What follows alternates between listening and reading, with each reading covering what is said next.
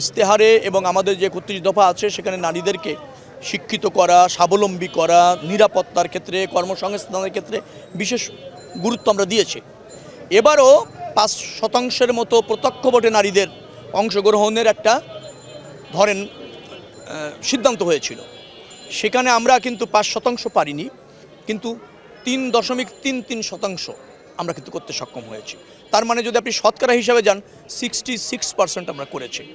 আগামীতে নির্বাচিত নারীদের সংখ্যা আরও বাড়ানো হবে। পর্যায়ক্রমে আমরা বলেছি ৫%, 10%, 15%। আর সংরক্ষিত নারী আসন তো আছে, তো আবার উচ্চকক্ষ আছে। সেখানে যারা মেধাবী নারী, যাদের নারী নেতৃত্ব প্রতিষ্ঠিত, যারা পার্লামেন্টে থেকে দেশের জন্য কাজ করার জন্য যোগ্যতা রাখেন, আমরা সেই উচ্চকক্ষ গঠিত হলে সেখানেও নারীদেরকে প্রাধান্য দেব। তার মানে নারীর ক্ষমতায়ন একদিনে সম্ভব না, ধাপে ধাপে সম্ভব। এবং সর্বোচ্চ যে ধাপ অনুসরণ করলে নারীর ক্ষমতায়ন দৃঢ় হয়, প্রতিষ্ঠিত হয়, বিএনপি সেই ধাপই অনুসরণ করছে।